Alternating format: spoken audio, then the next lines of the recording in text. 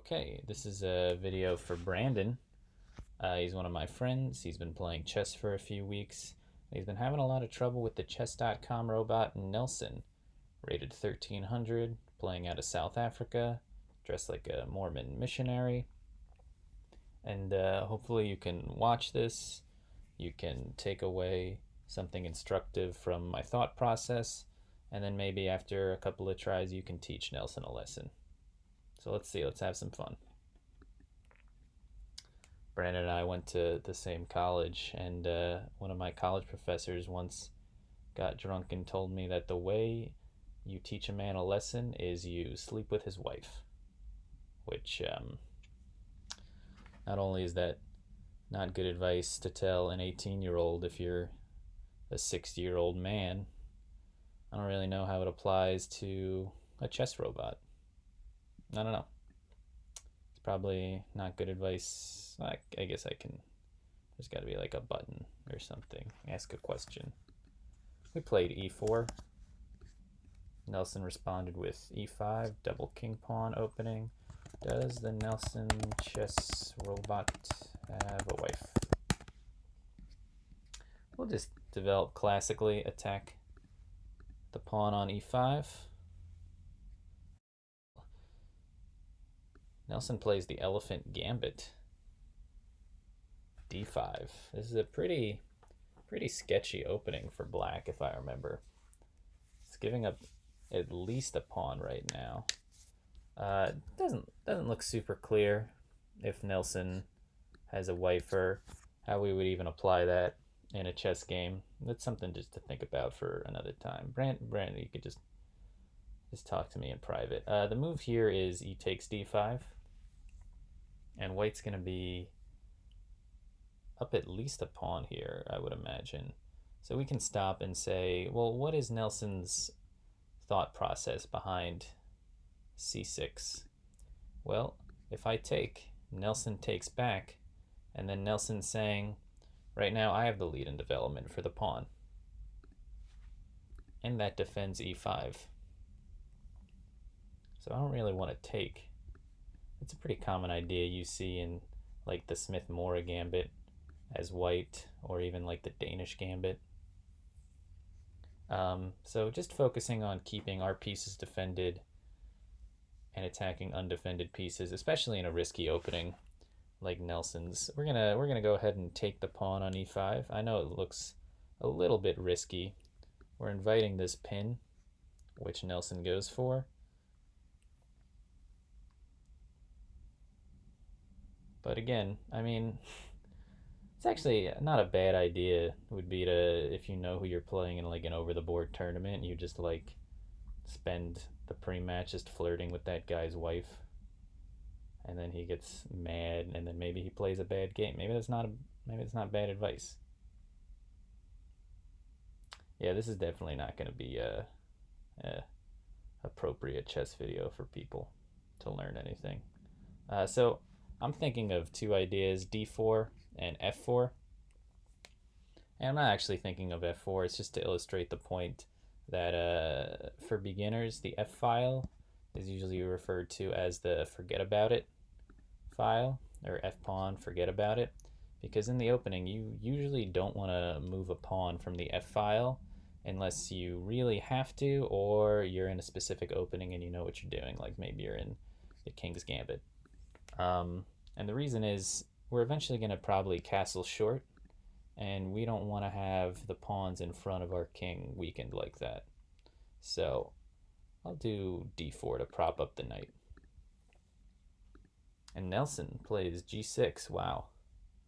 Again, we just stop and think, what is Nelson's plan here? Well, Nelson's plan is he's going to fianchetto his dark squared bishop, pile up on the knight on e5, it looks like. What is my plan? What do I wish to accomplish? Well, I want to get castled and then bring my rook to e1 so I can free my knight and maybe get a pin going on his queen against his king. I can see something, maybe down the road we might even have something going on like this diagonal, with our bishop. So you know, taking everything into account and ignoring what I was saying about over the board wife stuff. I mean, this piece is undefended. It's being attacked. So I want to get it out to defend it and then maybe castle. So that sounds like a good plan. And Nelson immediately takes. So we'll take back. And wow, F6. We just talked about that a second ago. Forget about it. I didn't. He's trying to cash in that knight. We already have 2 pawns, you know? I'm actually kind of fine giving up the knight because bishop f7 check, king d8's mandatory, and then his king is trapped in the board, the middle of the board. I think that's worth a pawn for sure. At least we get the initiative going. So what if I think a little bit deeper here? Check over, and then we can even delay it even more, like knight b3. No, maybe it's, sorry, check over. It's either castles or knight. It's probably castles, right? Because, yeah. Okay. Well, let's give the check because he's taking this knight anyway, so there's no way we can really free that. We got to get something out of this. And now I was thinking castles and how I really didn't learn anything in college. But now that I look at it, knight b3 is a pretty interesting idea because if takes, then I take with check, and we have an extra piece out there. Whereas castles, he takes, I take. We kind of get the same thing, and I'd rather have my knight out there for the attack a little bit later, so let's do that.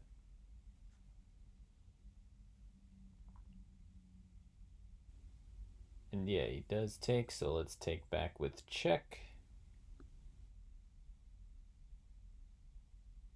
And, like, this is equal material, but white just has to be crushing here, right?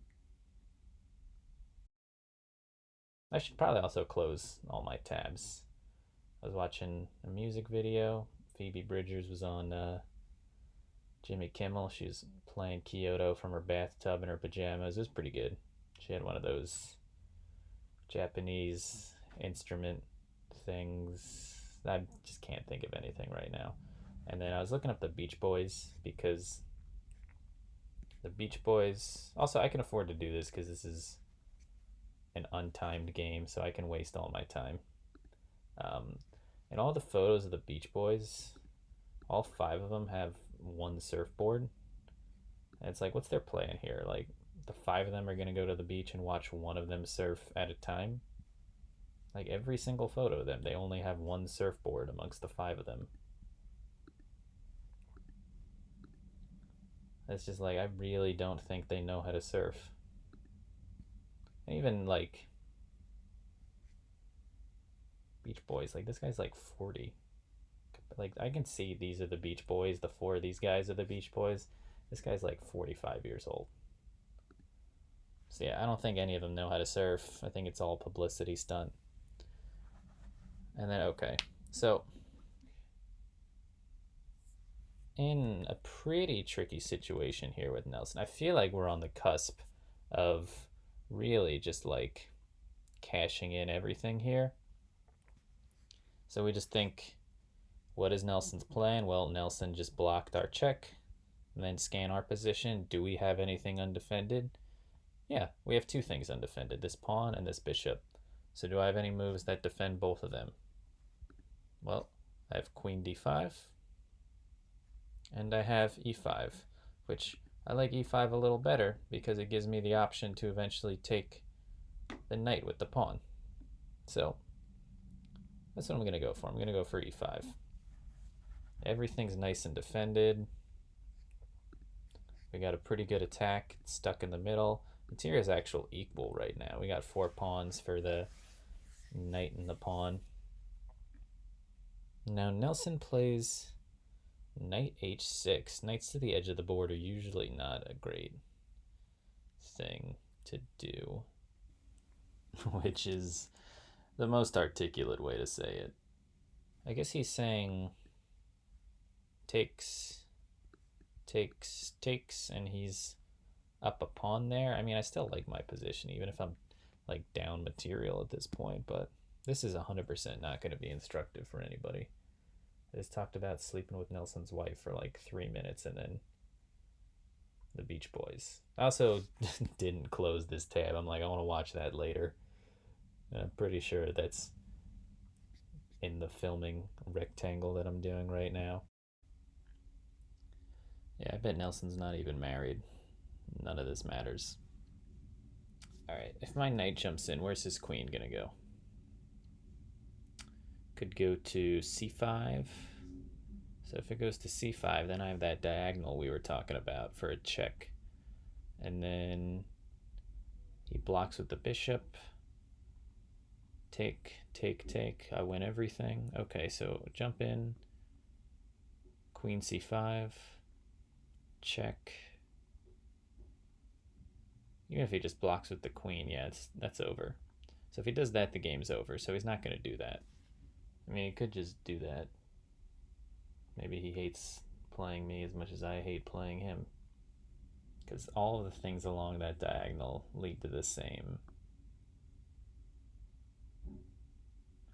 Check. So then he would have to go to h4. No? Yeah. h4. And then, I mean, I guess, no, I can't. I mean, if I take the knight, then he just takes back with his knight. And then we still have the pin, but we don't really have anything there. Okay, so let's go back. Knight, queen, h4. That seems to be the move.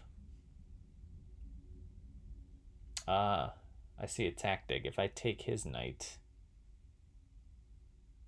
yeah, if I take his knight and then his queen has to take back, and I have a tactic at the end to try and get at his rook. Okay. Let's do it. He does go there. So I get to take that. He takes. And just double checking. Oh, he could block with the bishop. Block with the bishop, and then e7 is checkmate, right? It's just like 5 Beach Boys, 1 surfboard.